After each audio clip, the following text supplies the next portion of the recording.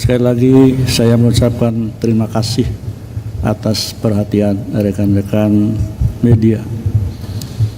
Saya perlu sampaikan bahwa saya menjadi hakim mulai 1985 itu sudah menjadi calon hakim sampai sekarang, jadi udah 30 sekian tahun.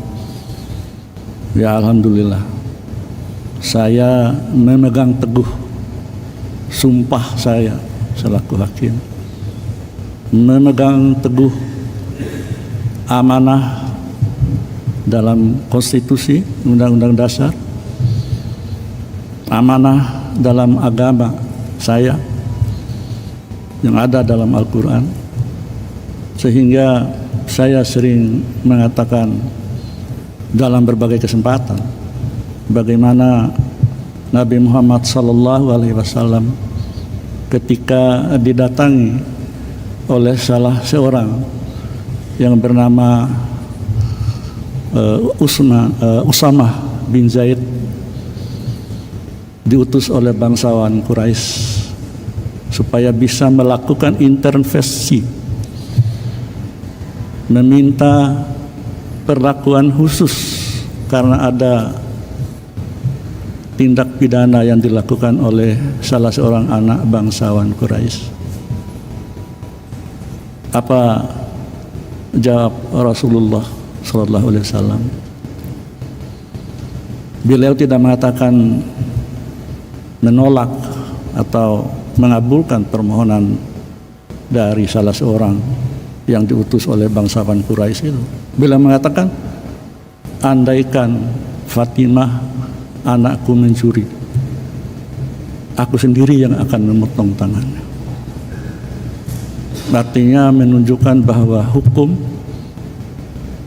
harus berdiri tegak, berdiri lurus, tanpa boleh diintervensi, tanpa boleh takluk oleh siapapun dan dari manapun.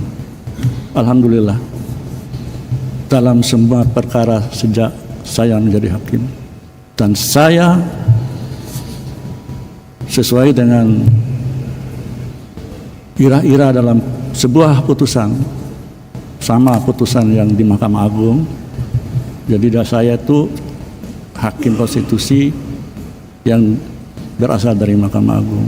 Ira-ira putusannya sama dengan di sini, demi keadilan berdasarkan ketuhanan yang Maha Esa.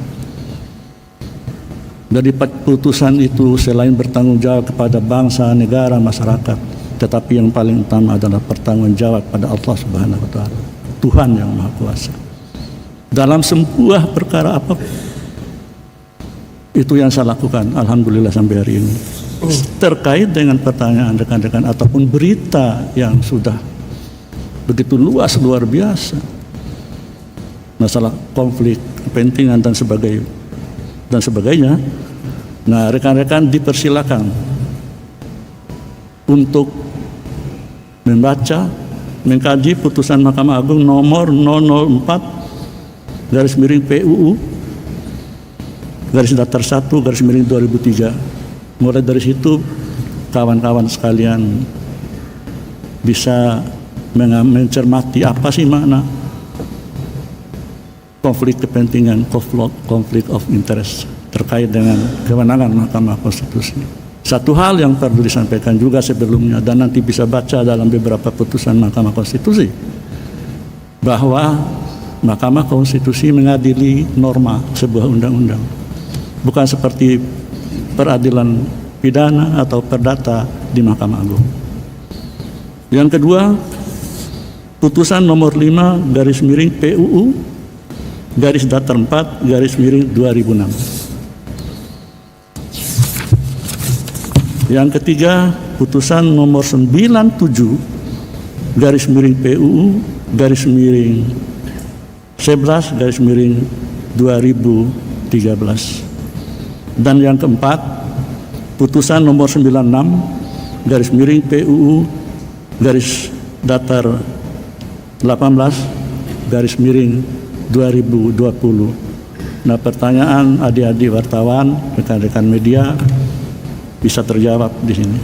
Kalau saya mengatakan secara panjang lebar, ya mungkin tidak pada kesempatan ini dan nanti mungkin di majelis kehormatan. Tetapi yang pasti untuk mengetahui lebih awal apa sih makna konflik kepentingan di Mahkamah Konstitusi. Kalau pertanyaan itu diajukan ke misalnya hakim pengadilan negeri, pengadilan tinggi, Mahkamah Agung, atau semua peradilan yang berada di bawah Mahkamah Agung selain dari peradilan umum, ya peradilan agama, pengadilan tun, peradilan militer. Tapi di sini sekali lagi yang diadili itu adalah norma pengujian undang-undang. Jadi norma abstrak itu jadi bukan mengadili fakta atau sebuah kasus. Itu yang bisa saya sampaikan. Nanti selebihnya tentu kami semua termasuk Yang Mulia Prof. Eni akan mempertanggungjawabkan pada majelis kehormatan Mahkamah Konstitusi. Mungkin itu. Terima kasih. Saya kembalikan kepada Yang Mulia Prof. Eni.